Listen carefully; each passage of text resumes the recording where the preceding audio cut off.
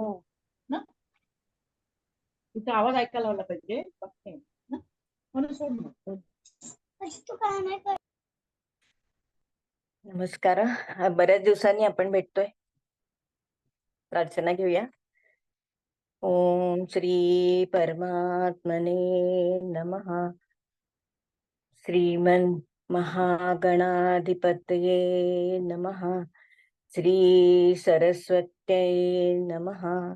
श्री गुरुभ्यो नमः. ओम नमो भगवते वासुदेवाय. ओम नमो भगवते वासुदेवाय. ओम नमो भगवते वासुदेवाय.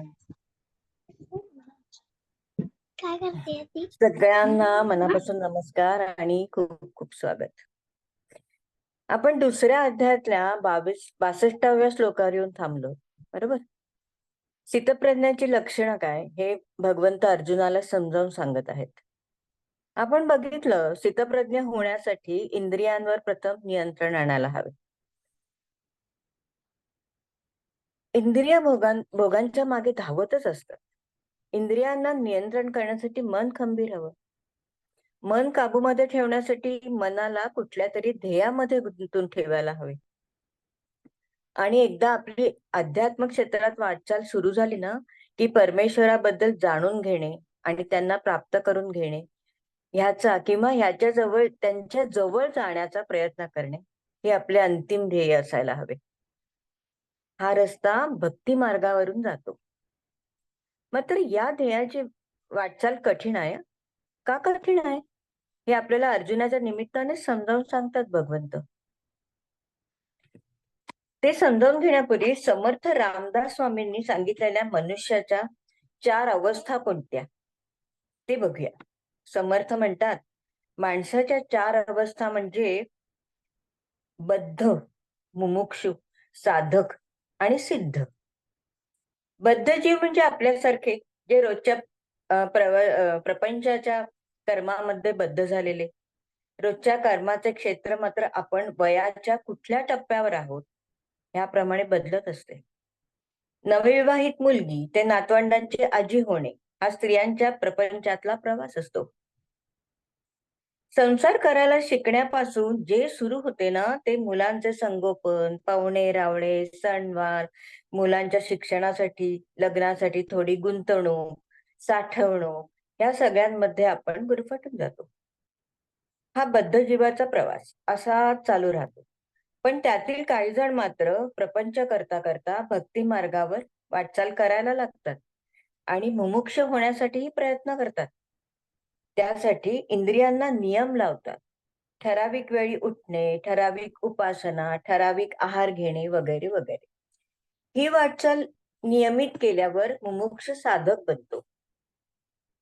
उपासनेची सवय लागते आणि बराच काळ उपासनेत घालवल्यावर आणि मन, बुद्धी आणि इंद्रिय ताब्यात आल्यावर साधकाचा परमेश्वर कृपेने सिद्ध पुरुष व्हायला वेळ लागत नाही. आता पुढच्या श्लोकात परमेश्वर सांगत आहे की सगळे सिद्ध पुरुष ऊर्ध्वगतीकडे जात नाही बरं. सामान्य मनुष्यही अधोगतीला जातोच ना. तसेच एखाद्या चुकीने सिद्ध पुरुषाची ही वाटचाल अधोगतीकडे जाऊ शकते. म्हणजे भगवंत काय सांगत आहेत, तर ह्या सगळ्या अवस्थेपेक्षा पुढची अवस्था म्हणजे स्थितप्रज्ञाची अवस्था ही सगळ्यात उच्चतम अवस्था आहे.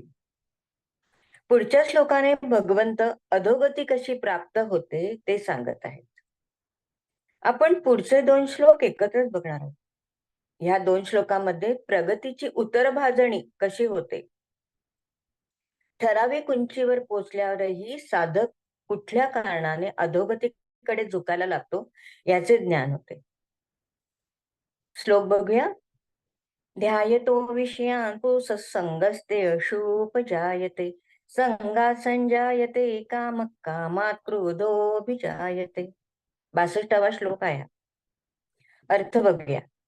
पुंस विषयान् ध्यायतः म्हणजे पुंस म्हणजे पुरुष, पण फक्त पुरुषच नव्हे तर या स्त्रियाही आल्या. थोडक्यात फॉर ऑल ह्युमन बिईंग. तर काय करतो आपण, एखाद्या विषयाचं ध्यान करतो, म्हणजे विचार करतो, चिंतन करू लागतो. अशा विषयाचे की ज्याचे आपल्या आयुष्यात खूप काही महत्व आहे असे नाही. ते एखाद्या व्यक्तीबद्दलही असेल किंवा एखाद्या वस्तूबद्दल असेल, एखाद्या प्रसंगाबद्दलही असू शकतं बरं. पण त्या विचारात इतकी वावगत जातो ना, की त्या वस्तूची, व्यक्तीची, प्रसंगाची आसक्ती उत्पन्न होते. म्हणजे संगस्तेषु उपजायते. संग म्हणजे आसक्ती. एकदा आसक्ती निर्माण झाली ना, की ती वस्तू किंवा व्यक्ती प्राप्त व्हावी ही कामना निर्माण होते. प्राप्त झाली नाही तर राग यायला लागतो. म्हणजे इथे पायऱ्या कशा झाल्या? तर विषयाचं चिंतन, मग त्याबद्दलची आसक्ती, मग लोभ आणि प्राप्त न झाल्यामुळे राग. आता ह्याच्या पुढच्या अवस्थाही भगवंत सांगत आहेत. थोडक्यात मनात उद्भवलेली इच्छा पूर्ण न झाल्यामुळे राग किंवा क्रोध किंवा संताप येतो.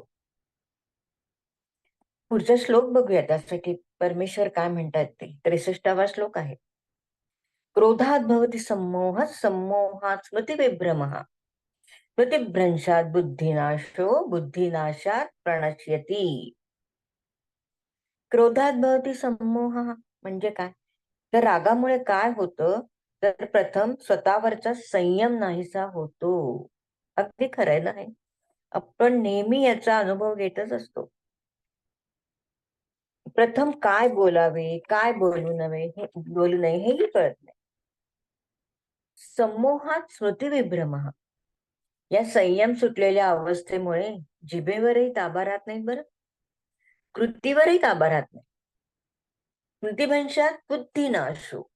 ताबा नसलेल्या व्यक्तीची आपण काय करतो आहोत, कुठे आहोत, आपल्या मर्यादा काय आहे यावरची पकड सुटते.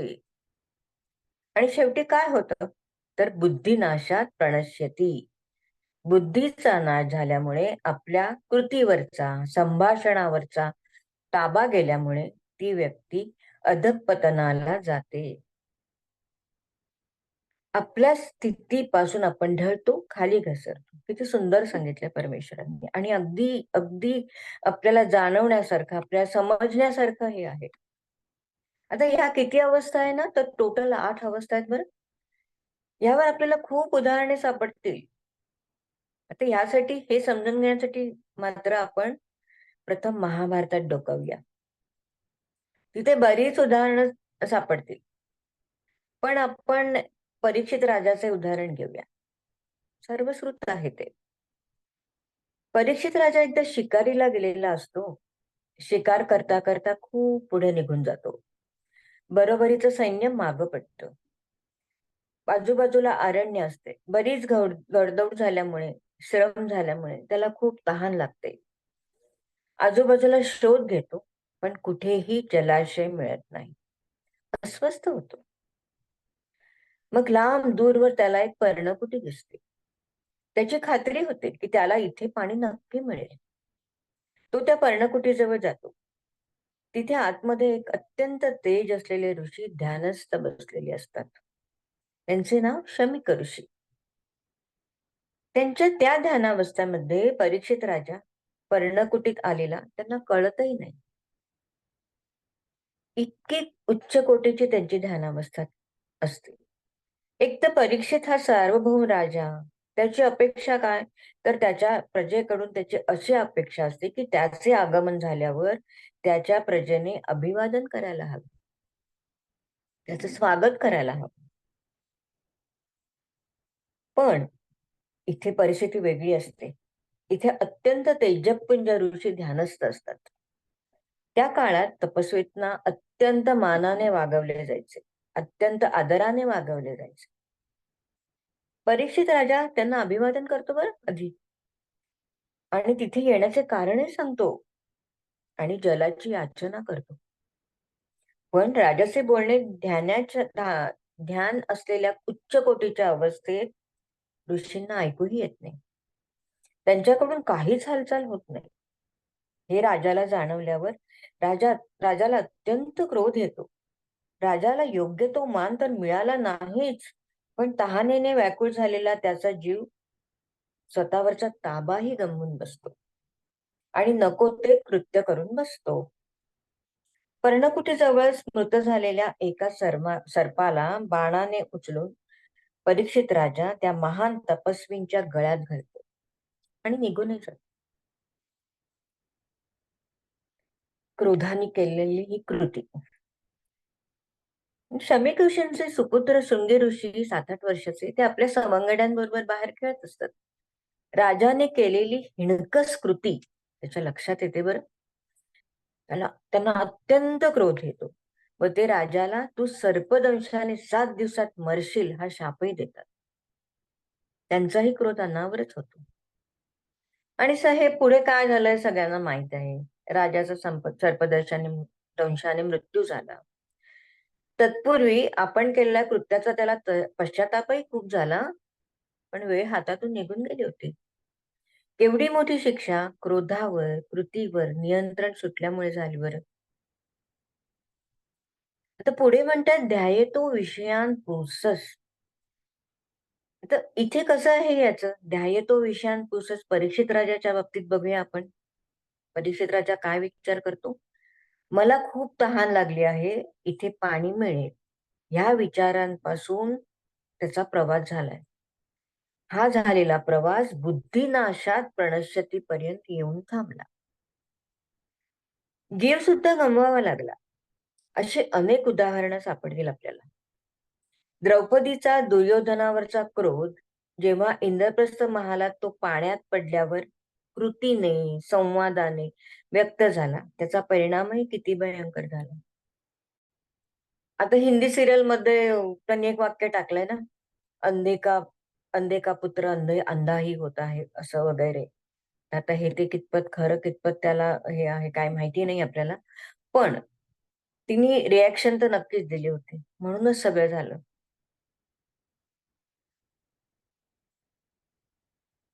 आणि हे झाले महाभारतातले उदाहरण. आपण रोजच्या जीवनामध्ये कितीतरी उदाहरणं बघत असतो. पूर्वीचं एक उदाहरण सांगते. हल्ली रेशनच्या रांगा, सिनेमाच्या तिकिटाच्या रांगा, नाटकाच्या तिकिटाच्या रांगा किंवा सर्कसच्या तिकिटाच्या रांगा सगळ्या बंद झाल्या आहेत. Online ticket काढतायत.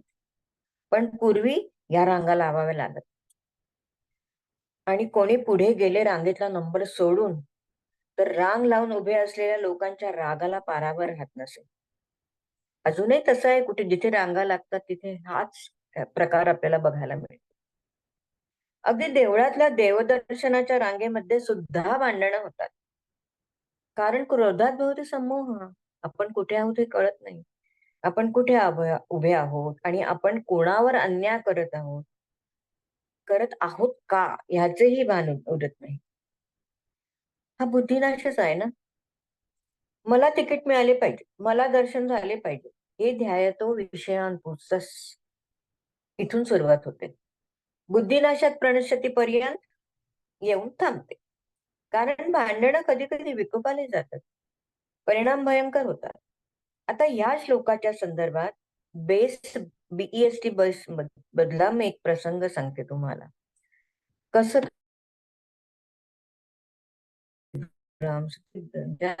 बुद्धी मी बघितला डोळ्यांनी, तो बघूया. आपणही बघतच असतो, आपणही जाणून घेतच असतो, पण आता हा प्रवास मी सांगते तुम्हाला. 2012 मध्ये माझे मांडवीला म्हणजे भायखळा मस्जिदच्या मधला एरिया, तो एरिया आपल्या सगळ्यांना माहिती आहे, पर्टिक्युलर कम्युनिटीचा आहे. काही घटनांमुळे कम्युनिटीज मध्ये तेढ आहे, हेही माहिती आहे आपल्याला. कशामुळे आहे, काय आहे, सगळ्यांनाच एक मापदंडाने मोजू नये हे जरी माहित असले ना, तरी आचरणात आणणे हे होत नाही आपल्याकडून. तर असो, मी आणि माझी एक मैत्रीण हेमा मांडवीला एकत्र होतो. दोघीही आम्ही दादर शिवाजी पार्क एरिया मधल्या राहत असणाऱ्या, त्यामुळे आमची बसही एकच असायची. आमच्या मांडवी एक्सचेंजच्या बाहेर दादरला येण्या जाण्यासाठी एकच बस होती, ती म्हणजे 1 नंबर डबल डेकर होती ती. रोजच ऑफिस सुटल्यावर त्या बसने दादरला यायचो म्हणून कंडक्टर ओळखीचा झाला होता. 22-25 वर्षाचा असेल तो. त्या पर्टिक्युलर स्टॉपला आम्ही आहोत की नाही हे तो नेहमी टोकून बघायचा. एकदा आम्ही असेच बसमध्ये चढलो आणि नेहमी सारखा तो सुट्ट्या पैशांच्या कारणावरून आणखी आणि काही त्याला जोडून काही कारण झाली असतील, पुढे सरका हे ते वगैरे असतंच. गर्दी करू नका, अमकं तमकं कंडक्टरच्या सूचना वगैरे असतातच. तर असं या कारणांमुळे एका गोलटोपीवाल्याचे कंडक्टरचे भांडण झाले आणि भांडण चांगलंच विकोपाला गेलं. हातापायी व्हायला लागली. ड्रायव्हरने बस होती तिथेच रस्त्यात थांबवली. म्हणाला नाही पुढे जाणार मी जोपर्यंत हे सगळं थांबत नाही. आणि त्याचंही बरोबर होतं. त्याचा कलिग होता ना तो. भायखळा एरिया होता तो. आणि पुढे बसमध्ये चढताना असतो ना, तिथे त्या माणसाने कंडक्टरला खेचलं आणि कंडक्टरचा शर्ट फाटला. युनिफॉर्म होता त्याचा तो. एक मात्र होतं की conductor was only in defensive mode. त्यांनी काही हालचाल केली नाही, त्यांनी त्याला मारण्याचा प्रयत्न केला नाही. तो त्याचे पैसे आणि त्याची ती बॅग ते सांभाळण्याच्या होता. इकडे आमच्या हेमाबाई माझी मैत्रीण सगळ्या प्रवाशांच्या नावाने आरडाओरडा ठणाणा करत होती. कारण कंडक्टरच्या मदतीला आणि त्यांचे भांडण सोडवायला कोणीही पुढे जात नव्हते. बस रस्त्यातच उभी होती. वर होणारा वार अजिबात सहन होत नव्हता. ती प्रवाशांच्या नावाने आरडाओरडा करत होती. अरे बांगड्या भरल्यात का, जा की त्याच्या मदतीला, या लोकांचा मास दिवसेंदिवस वाढत चालला आहे, वगैरे वगैरे तिथे चालू होत. आणि हेमा म्हणजे आमची युनियन लीडर. है कोई माई का लाल वाली, आवाज करण्यासाठी कायम फ्रंटला असणारी. आणि आता तर काय गव्हर्नमेंट ऑफिसर आम्ही दोघी, म्हणजे मग त्याचाही माज वेगळाच असतो ना. ड्रायव्हरने बस हेमाने भायखळा पोलीस स्टेशनला फोन केला. मला म्हणाली, ह्याला नाही सोडत मी आता, तू उतर, दुसरी बस पकडून शिवाजी पार्कला जा, तुला घरचं टेन्शन असतं. हेमाने फोन केल्यामुळे पोलीस लगेच आले मात्र. मग हेमा, कंडक्टर आणि तो गोल टोपीवाला सगळेच पोलीस स्टेशन मध्ये. हेमाच्या हिमतीचं मात्र मला खूप कौतुक वाटत होतं. नंतर बरेच काही झाले. गव्हर्नमेंट ऑफिशियलला हात लावल्यामुळे पोलिसांनी हात धुवून घेतले. हा गुन्हा मोठा आहे. कारण गव्हर्नमेंट ऑफिशियलला तुम्ही हात नाही लावू शकत. ड्युटीवर असताना तर नाहीच नाही. आणि केस पण फाईल झाली. त्या प्रसंगात सुट्ट्या पैशावर सूचनेवरून जी बाचाबाची सुरू झाली ना, ती केस फाईल होण्यापर्यंत गेली. हा आहे क्रोधाचा प्रवास, स्वतःच्या मनावर ताबा नसलेला प्रवास. बुद्धिनाश होतो, इंद्रियांवर नियंत्रण राहत नाही, मारामारी पर्यंत मजल जाते. आता पुढे या प्रसंगानंतरचा प्रसंग सांगते. मग रोजच्या 1 नंबरचा प्रवास सुरू झाला. रोजच्या प्रवासात कंडक्टरच्या डोळ्यात हेमाबद्दल आदर आणि तिची मैत्रीण म्हणून माझ्याबद्दलची आपुलकी दिसू लागली. आता पुढची गंमत सांगते. एक दिवस मी माझ्या स्टॉप जवळ आल्यामुळे बसच्या फ्रंटच्या दरवाजाकडे जात होते. त्या दिवशी बसला खूपच गर्दी होती, प्रचंड गर्दी होती. आणि कंडक्टर सारखा ओरडत होता. सगळ्यांच्या अंगावर आली. एका बाजूला फ्रंट गेट सोडा, वगैरे वगैरे. ते ऐकून मी पण गर्दीबरोबरच बाजूला झाले. त्याचं ऐकलं मी पण आणि एका बाजूला झाले. तर कंडक्टर हळूच माझ्याजवळ येऊन कानात म्हणाला, मॅडम मी तुम्हाला ना तिथेच उभ्या राहा. आणि मग थोड्या वेळाने स्टॉप आला. गर्दीच्या लोंढ्यात मी पण उतरले. खाली उतरले आणि बघितले तर माझी पर्स उघडी. त्यातली पैशांची छोटी पर्स, एटीएम कार्ड वगैरे गायब. म्हटलं अरे देवा, हे काय आता. मग मी डायरेक्ट बँकेत गेले, कार्डचे कॅन्सलेशन करण्याचे सोपस्कार केले. खूप नर्वसही झाले, पण इलाज नव्हता.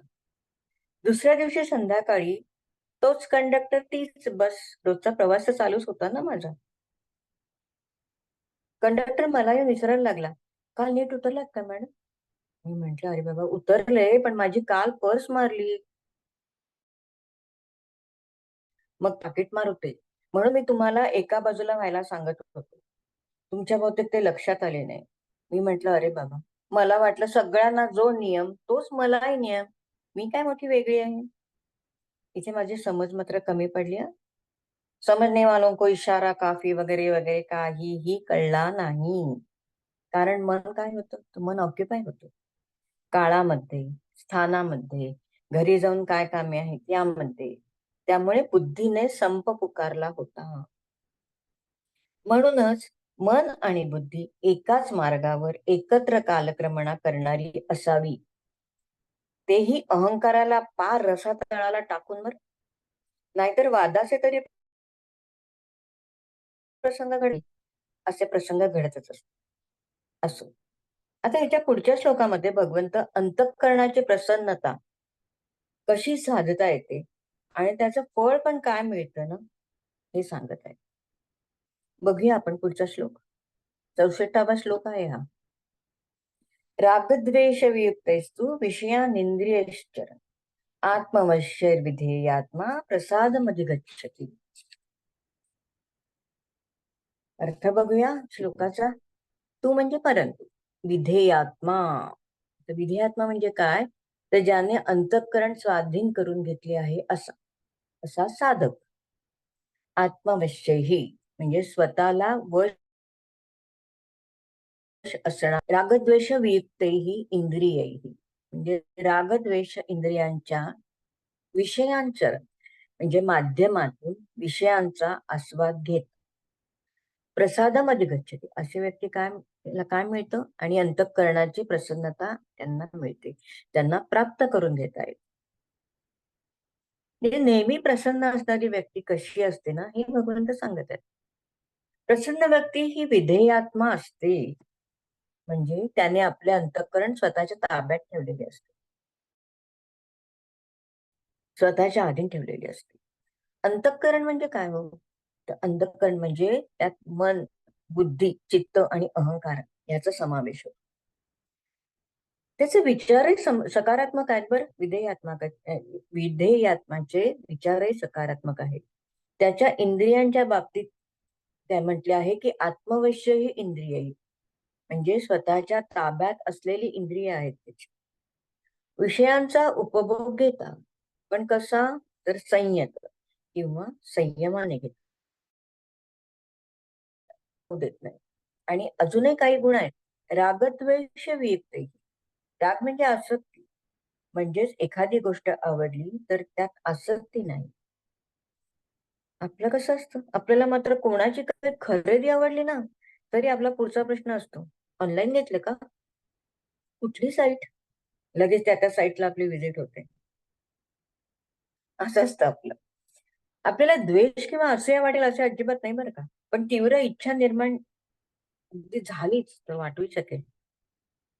मग अशा व्यक्तीला, अशा विधेयात्मा असलेल्या व्यक्तीला काय प्राप्त होतं, तर प्रसादम अधिगच्छती. म्हणजे इथे प्रसाद म्हणजे हृदयाची अखंड होते. प्रसन्न अंतःकरणाची व्यक्ती नेहमीच समाधानी आणि तृप्त असते. मात्र आसक्ती ही विवेकाचा ताबा घेते. व्यसनाधीनता ही त्यातूनच येते. आसक्तीमुळे व्यसनाधीनता येते.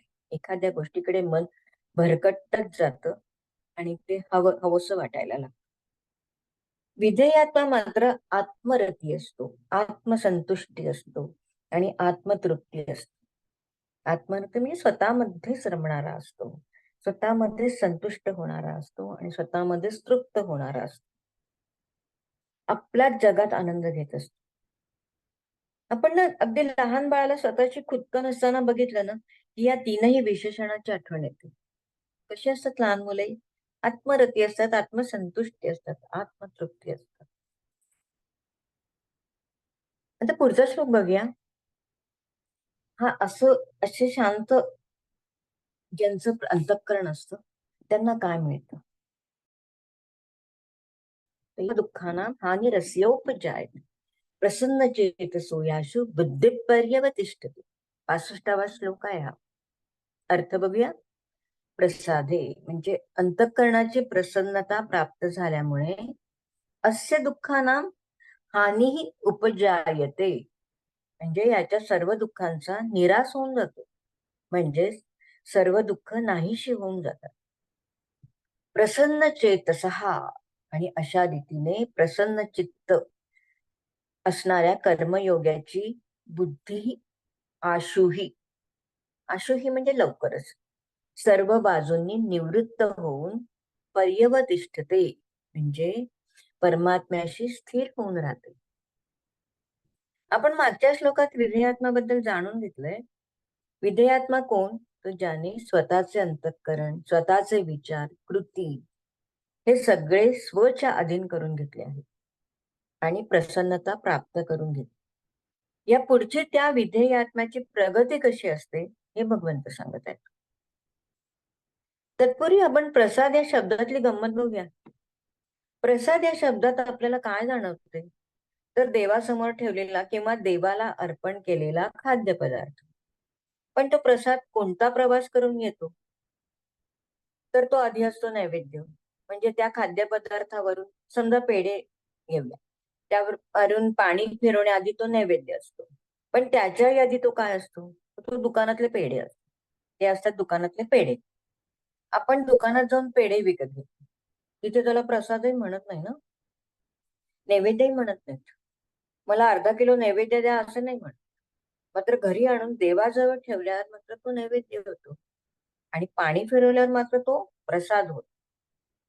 अशी त्याची अपग्रेडेड व्हॅल्यू होते. त्याचे मूल्य वृद्ध प्रसाद आहे असं समजल्यावर थोडा ग्रहण केल्यावरही खूप समाधान मिळते, तृप्तता मिळते. आणि गोड न आवडणारी व्यक्ती पण श्रद्धेने ग्रहण करते बरं. मग अशा वेळी माझ्या वाट्याला जास्त प्रमाणात यावा असं वाटतं का? तर नक्कीच नाही. तो उपस्थित सगळ्यांना कसा मिळेल असे आपण पाहत असतो. इथे कुठला आपण त्याग करत असतो का? की त्या काही त्यागाची भावना आपल्या मनात येते का? की काही पदप्रतिष्ठा आपल्या मनात येते का? तर मुळीच नाही. हे असं काहीच होत नाही. जी भावना असते ती फक्त समाधानाची, सगळ्यांपर्यंत प्रसाद पोचला या प्रसन्नतेची भावना असते.